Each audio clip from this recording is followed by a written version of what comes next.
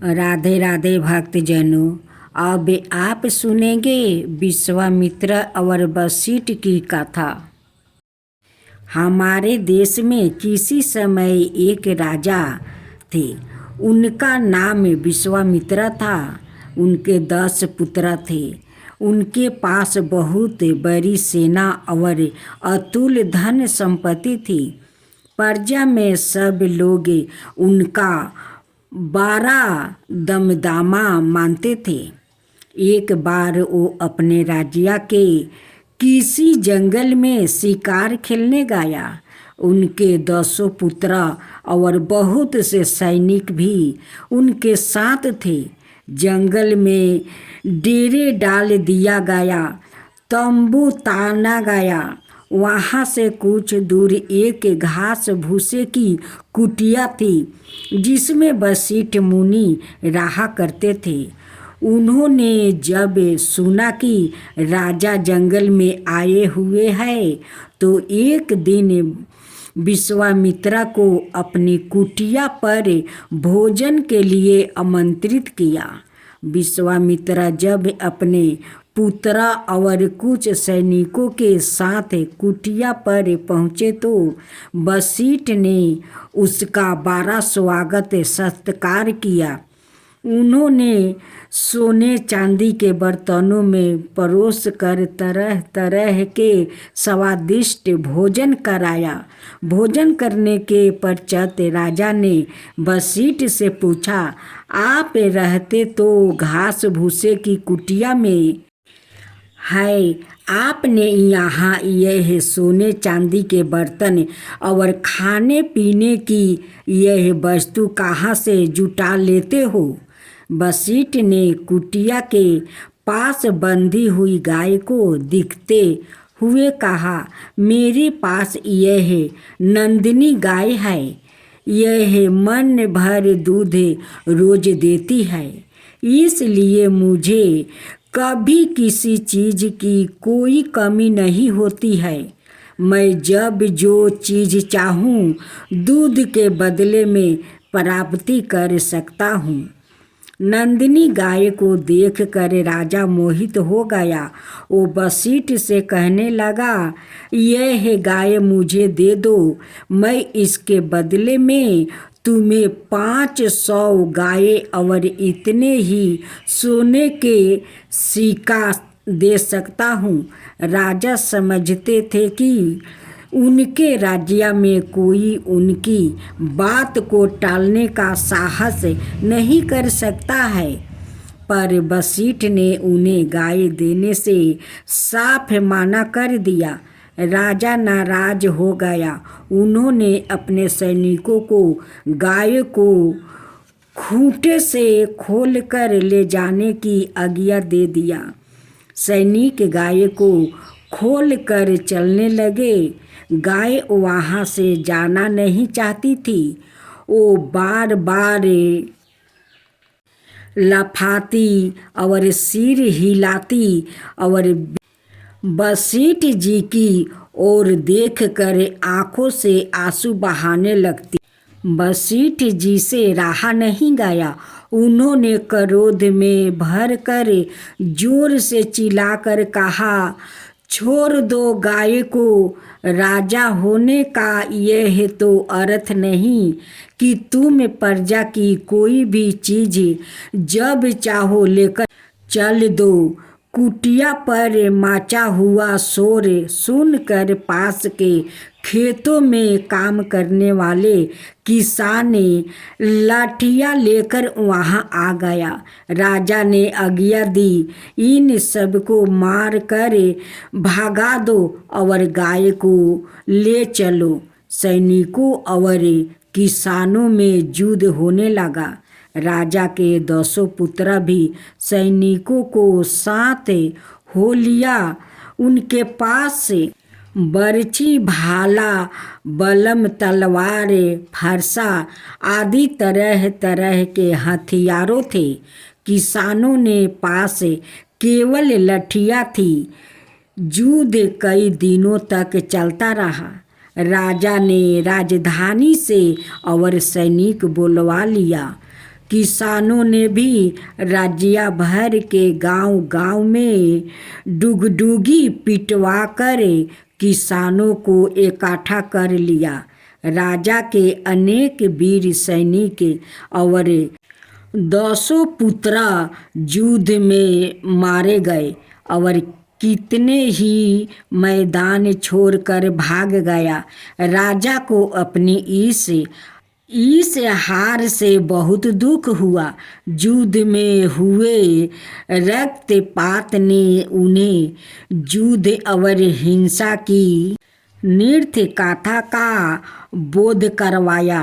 उन्हें वैराग्य हो गया और वो सन्यासी बनकर अकेले हिमालय की ओर चले गया। अब प्रश्न यह था कि राजा कौन हो और राज काज कैसे चले। किसानों ने वशिष्ठ से कहा कि आप राजा बन जाए, पर वो तैयार नहीं हुआ। उन्होंने कहा, तुम्हें खुद अपने पर राज करना चाहिए। गांव गांव में पंचायतें और सभाएं बना लो और वही राज काज का सारा काम किया करो। किसानों ने वैसा ही किया। तब से किसी एक आदमी को राजा बनकर राज करने का अधिकार नहीं रहा, प्रजा ही राजा बन गया। अब सुने नचिकेता की कथा। प्राचीन काल में अश्व नाम के एक ऋषि थे। उनका यह विश्वास था कि पृथ्वी से दूर स्वर्ग नाम का कोई स्थान है। मनुष्य मृत्यु के बाद वहाँ जाता है और पृथ्वी पर दान करने से उसे स्वर्ग में ऊंचा स्थान मिलता है। उनका एक ही पुत्र था, उसका नाम नचिकेता था। उसे उनका दान करना बहुत बुरा लगता था। वो मन ही मन कहता था, इस धन का उपयोग हम यही अपने सुख के लिए करें तो कितना अच्छा होगा। पर वो धन मेरा तो है नहीं, मैं उन्हें दान करने से रोक भी कैसे सकता हूँ। वज सबर से जानते थे कि नचिकेता को उनका दान करना बुरा लगता है। वो नचिकेता को प्यार भी बहुत करते थे, पर उन्हें स्वर्ग में प्राप्ति होने वाले सुख की चिंता इतनी अधिक रहती थी कि वो इस लोक में रहने के सुख की ओर ध्यान नहीं दे पा रहे थे। एक बार वज्रसवस ने 100 गायें इंद्र देवता के नाम पर एक ब्राह्मण को दान दे दिया। गाय बड़ी दुबली पतली और दूध ना देने वाली थी, इसलिए वो मन में दुखी थे कि इसे अच्छी स्वस्थ और दूध देने वाली गाय उनके पास दान करने को क्यों नहीं हुई। नचिकेता ने पिता को दुखी देखता तो उससे बोला, पिताजी आप दुखी क्यों हैं? आपके पास तो उन गायों से अधिक मूल्यवान चीज़ें हैं, आप उसे भी दान क्यों नहीं कर देते हैं? वज्रसवास ने पूछा, ओ क्या? नचिकेता ने कहा, ओ मैं हूँ। वज्रसवास ने झुझला कर कहा, जा मैंने तुझे भी दान किया। नचिकेता ने पूछा, किसे?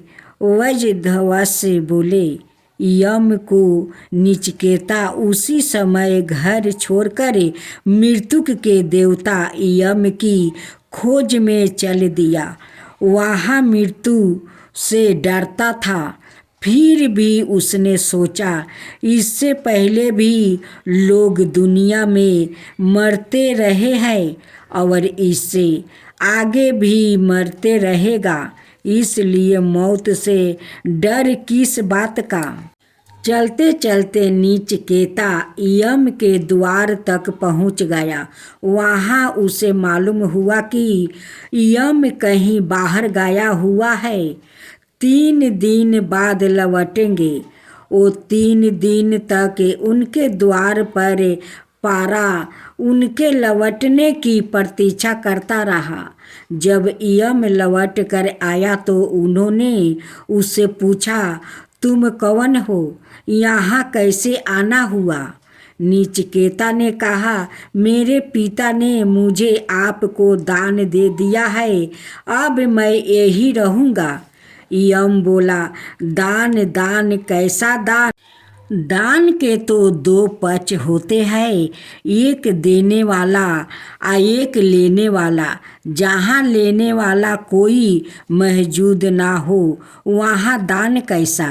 नीचकेता ने कहा, पृथ्वी पर मनुष्य तो देवताओं के नाम पर बड़े बड़े दान देते हैं। नीचकेता ने यम से बहुत तर्क किया, पर वो किसी तरह उसे अपने साथ रहने को तैयार नहीं हुआ। आखिर उसे अपने घर लौट कर आना पड़ा।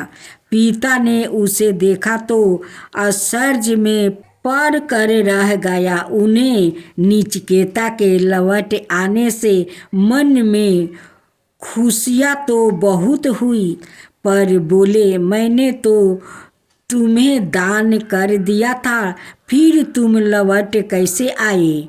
नीचकेता ने कहा, देवता किसी का दान नहीं लेते। उन्होंने यम से हुई सारी बात कह सुनाई। अवजसवास के अपने विश्वास में फिर भी कोई कमी नहीं हुई। वो पहले की तरह ही दान करते रहे। अब सुने धर्मराज की कथा। परमलोक में यम नाम के एक राजा राज करते थे। उन्हें धर्मराज भी कहते थे। वो हमेशा काले कपड़े पहनते और काले भैंस की सवारी किया करते थे। उनके बहुत से दूत थे, जिनकी सहायता से वो शमशान का सारा प्रबंध किया करते थे। प्रजा बहुत खुशी थी। ना किसी को कभी भूख सताती थी और ना प्यास। इसलिए इस लोक में पृथ्वी पर रहने वाले मनुष्य अपनी आहू के दिन पूरे करके हंसी खुशी परलोक में रहने के लिए चले जाया करते थे। फिर भी बहुत से मनुष्य ऐसे थे जो परलोक जाने की इच्छा नहीं करते थे। यम ने एक बार अपने दूतों को आज्ञा दी कि पृथ्वी पर रहने वाले मनुष्य की आहू का हिसाब रखा जाए, और जो मनुष्य अपनी आहू के दिन पूरे कर लेने के बाद भी परलोक में ना आना चाहे, उसे पकड़ कर यहाँ लाया जाए। यमदूत पृथ्वी पर आकर घूमने लगा और मनुष्यों को पकड़ पकड़ कर ले जाने लगे। एक बार यमदूत आया और 13-14 बरस के एक लड़के को पकड़कर ले जाने लगा।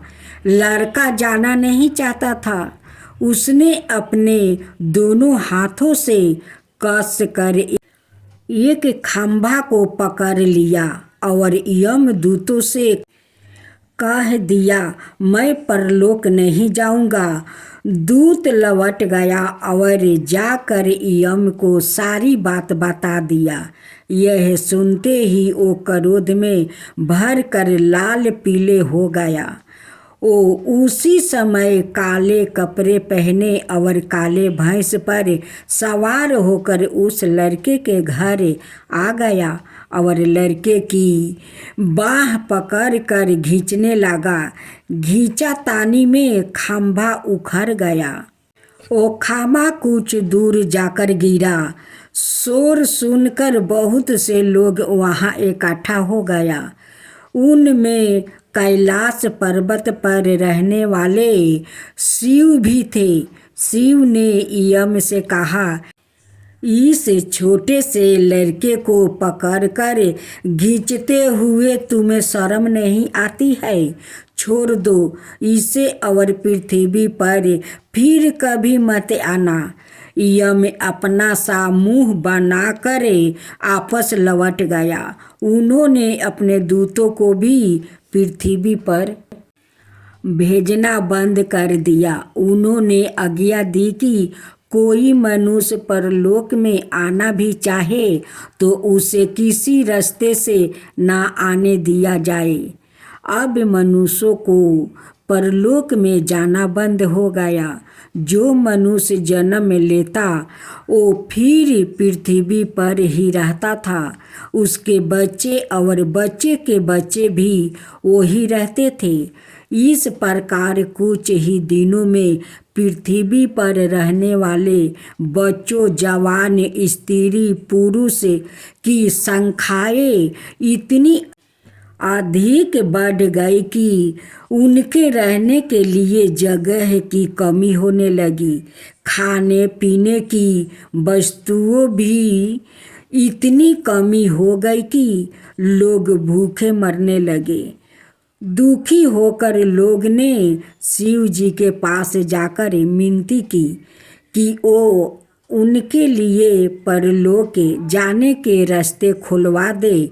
शिव जी ने यम से कहा, तुम पहले की तरह अपने दूतों को पृथ्वी पर भेजते रहो। तब से यमदूत पृथ्वी पर बार बार आते रहते हैं और जिस मनुष्य की आहु के दिन पूरे हो जाते हैं उसे अपने साथ परलोक ले जाते हैं। अब भस्मासुर की कथा। अब से हजारों बरस पहले की बात है। शिव जी कैलाश पर्वत पर रहा करते थे। उनकी वाणी में अद्भुत शक्ति थी। वो जिसे जो कुछ कह देते वो सच हो जाता था। वो सारी कलाओं को जानते थे और नृत्य कला में तो उनकी बराबरी कोई नहीं कर सकता था। इस पर भी वो बड़े सरल भाव थे। उनसे जो कुछ मांगता वो दे देते थे। एक बार एक करूप जंगली जाति का मनुष्य उनके पास आया और बोला, महाराज, मैं आपके पास रहकर आपकी सेवा करना चाहता हूँ। शिव जी ने उसे अपने पास रखने की आज्ञा दे दिया। सेवा करते करते जब बहुत दिन बीत गया तो एक दिन शिव जी ने उसे कहा, मैं तेरी सेवा से प्रसन्न हूँ, बोल तू क्या चाहता है? उसने कहा, मैं चाहता हूँ कि मुझ में कुछ अद्भुत शक्तियाँ हो जिससे दुनिया के सब आदमी मुझसे भय माने, मेरा आदर करे। आप मुझे यह वरदान दीजिए कि मैं जिसका सिर पर हाथ रख दूं वो उसी समय भस्म हो जाए। शिव जी ने बिना सोचे समझे कह दिया, जा ऐसा ही होगा। और उसी समय से उसका नाम भस्मासुर रख दिया। बुद्धिहीन मनुष्य को जब कोई शक्ति प्राप्ति हो जाती है तो वो उसका प्रयोग ठीक से नहीं करता। भस्मासुर ने सोचा, क्यों ना शिव के ही सिर पर हाथ रख कर देखूं कि मुझे यह शक्ति प्राप्ति भी हो गई है या नहीं। उसने उसके सिर पर हाथ रखने की चेष्टा की। शिव जी जान बचा कर भागे। आगे आगे शिव जी और पीछे पीछे भस्मासुर। वो जंगल जंगल भागते फिरे। भागते भागते बहुत दूर जाकर शिव जी अपने एक पुराने मित्र विष्णु का घर खुला पाकर उसमें घुस गया। भस्मासुर किसी अनजाने के मकान में बिना उसकी आज्ञा के घुसने का साहस ना कर सका। वो द्वार पर बैठकर शिव जी के बाहर निकलने की प्रतीक्षा करने लगा। उधर शिव जी ने अपने मित्र विष्णु को अपनी मुसीबत की सारी कहानी सुनाई। विष्णु बोले, आप चिंता ना करें, मैं अभी उपाय करता हूँ। उन्होंने अपनी एक दासी को आवाज देकर बुलाया और बड़ी रूपवती थी। उन्होंने धीरे से उसके कान में कुछ कहा, उसके बाद वो चली गई।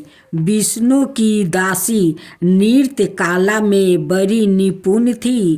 वो बन ठन कर इतिलाती हुई घर से बाहर उसी स्थान से होकर निकली जहाँ भस्मासुर बैठा हुआ था।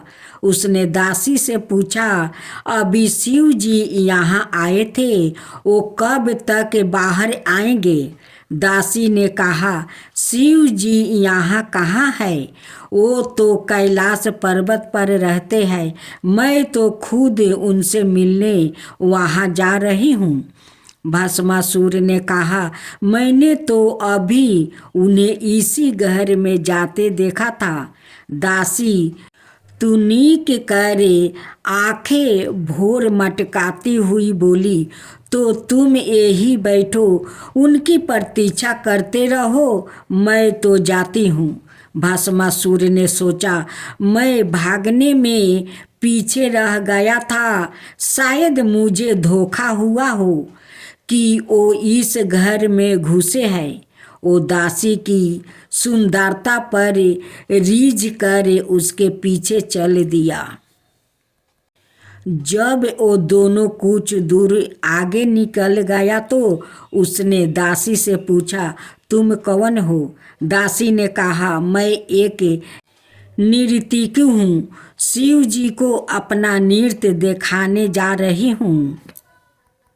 भस्मासुर ने उसे रोकते हुए कहा, तो हमें भी अपना नृत्य दिखा दो।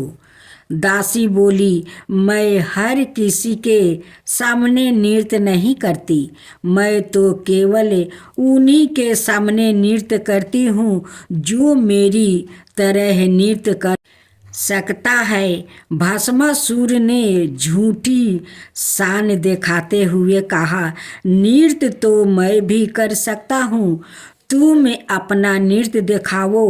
दासी अपने हाथ पैर हिलाया, कमर लचकाती हुई नृत्य के हावा भाव दिखाने लगी।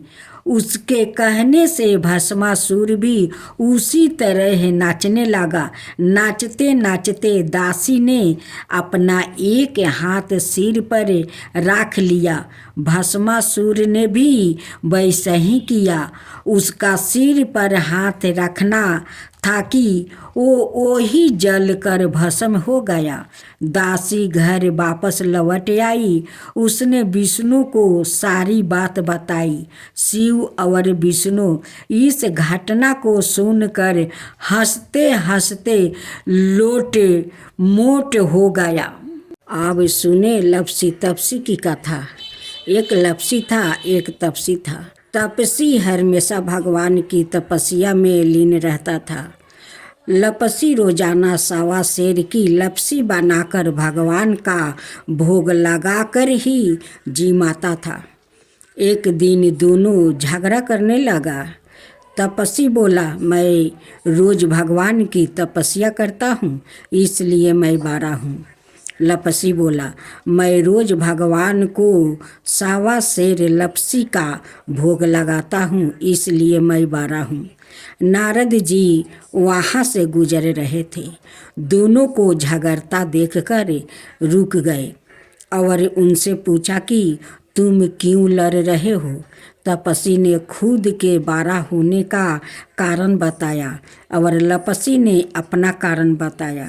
नारद जी बोले, तुम्हारा फैसला मैं कर दूंगा। दूसरे दिन लपसी और तपस्वी नहाकर अपनी रोज की तरह भक्ति करने आए तो नारद जी ने छुप करके 1.25 करोड़ की एक औंठी उन दोनों के आगे रख दिया। तपस्वी की नज़र जब औंठी पर पड़ी तो उसने चुपचाप औंठी उठाकर अपने नीचे दबा लिया। लपसी की नज़र औंठी पर पड़ी लेकिन उसने ध्यान नहीं दिया। भगवान को भोग लगाकर लपसी खाने लगा। नारद जी ने सामने आए तो दोनों से पूछा कि कौन बारा है। तो नारद जी ने तपस्वी से खारा होने को कहा। वो खारा हुआ तो उसके नीचे दबी औंठी दिखाई पड़ी। नारद जी ने तपस्वी से कहा, तपस्या करने के बाद भी तुम्हारा चोरी करने की आदत नहीं गई, इसलिए लपसी बारा है। तुम्हें तुम्हारी तपस्या का कोई फल भी नहीं मिलेगा। तपस्वी शर्मिंदा होकर माफ़ी मांगने लगा। उसने नारद जी से पूछा, मुझे मेरी तपस्या का फल कैसे मिलेगा? नारद जी ने कहा, यदि कोई गाय और कुत्ते की रोटी नहीं बनाएगा तो फल तुम्हें मिलेगा। यदि कोई ब्राह्मण को जिमा कर दक्षिणा नहीं देगा तो फल तुझे मिलेगा। यदि कोई साड़ी का साथ ब्लाउज नहीं देगा तो फल तुझे मिलेगा। यदि कोई दिए से दिए नहीं जलाएगा तो फल तुझे मिलेगा। यदि कोई सारी कहानी सुने लेकिन तुम्हारी कहानी नहीं सुने तो फल तुझे मिलेगा। उसी दिन से हर व्रत कथा कहानी के साथ लपसी तपस्वी की कहानी भी सुनी और कही जाती है।